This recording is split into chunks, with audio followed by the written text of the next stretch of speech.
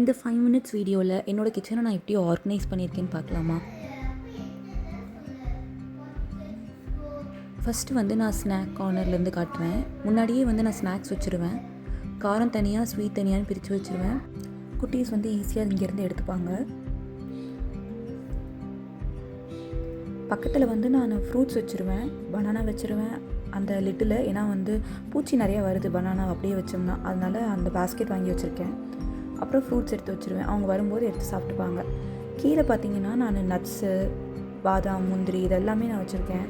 அவங்க அதில் கிரவுண்ட்நட்ஸ் கூட வச்சுருக்கேன், அவங்க வந்து ஈஸியாக எடுத்துக்கிற மாதிரி. இது டேட்ஸ் டப்பா, எல்லாமே தெரிகிற மாதிரி வச்சுருக்கேன். சீ-த்ரூ டப்பாவில் தான் வச்சுருக்கேன், அப்போ தான் அவங்களுக்கு தெரியும் என்ன உள்ளே இருக்குன்னு.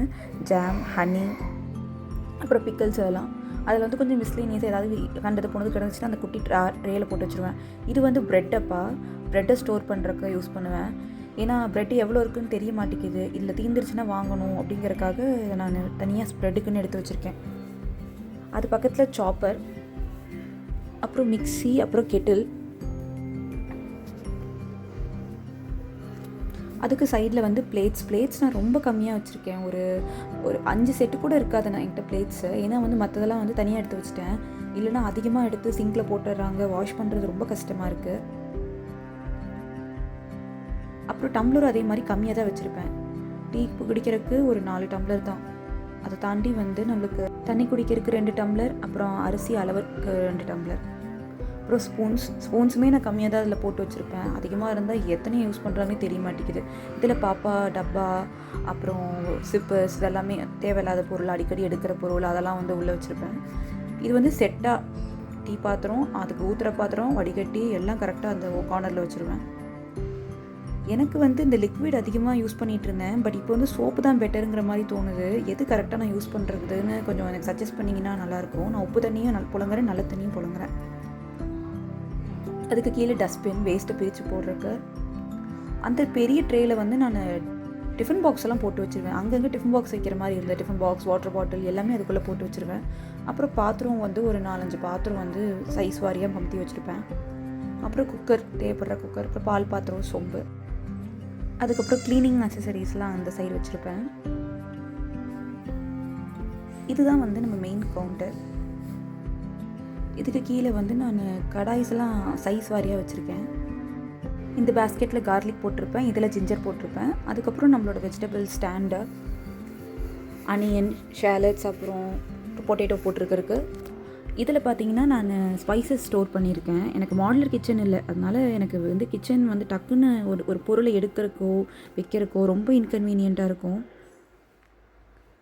இதில் வந்து அஞ்சரை பெட்டி இந்த கார்னரில் அடுப்பு சைடில். இது வந்து மசாலா போடுறக்கு அஞ்சரை பெட்டி.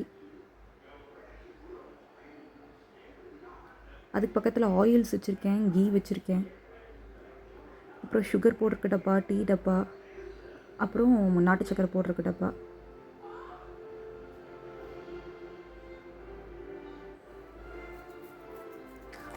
அதுக்கு கீழே ஏதாவது காய்ச்சுன்னா எண்ணெய் காய்க்கிறது, அந்த மாதிரி ஏதாவது பொருள் ஏதாவது தேவையில்லாமல் கிச்சன் கவுண்டரில் வருதுன்னா அதை தூக்கி உள்ளே வைக்கிறதுக்காக அது ஒரு ஹிடன் ஏரியா மாதிரி எனக்கு.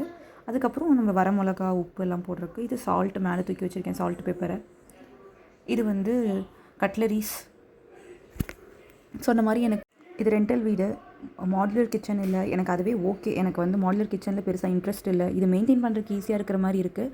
வென்டிலேஷன் இருக்கிறனால எனக்கு அந்த ஸ்டிங்கி ஸ்மெல் இருக்காது கிச்சனில். இது வந்து நான் வாட்டர் வந்து இன்ஃப்யூஸ் பண்ணி வச்சுக்கிறதுக்காக அந்த ஜக் வச்சுருக்கேன். இவ்வளோ தான் அடுப்பு பக்கத்தில். அடுப்புக்கு கீழேன்னு பார்த்தீங்கன்னா இதெல்லாம் வந்து தேவையில்லாத பொருள், அடிக்கடி எடுக்கிற பொருள்லாம் வந்து ஒரு ரேக் போட்டு வச்சுருக்கேன்.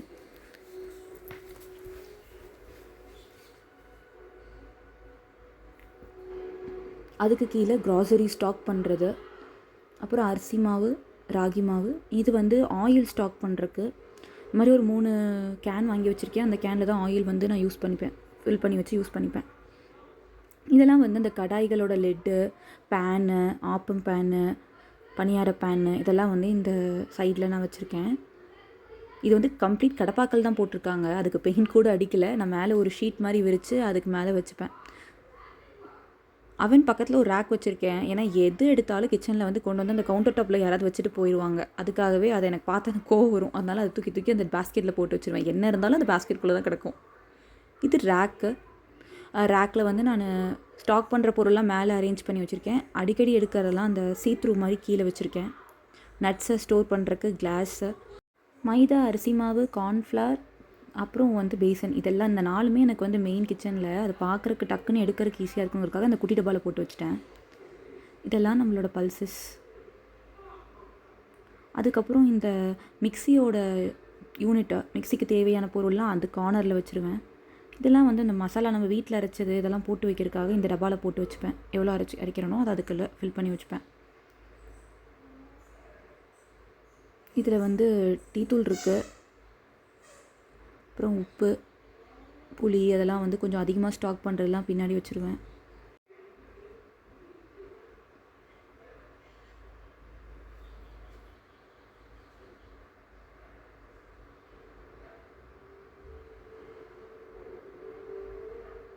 மெஷரிங் கப்ஸ் எல்லாம் வந்து சைடில்.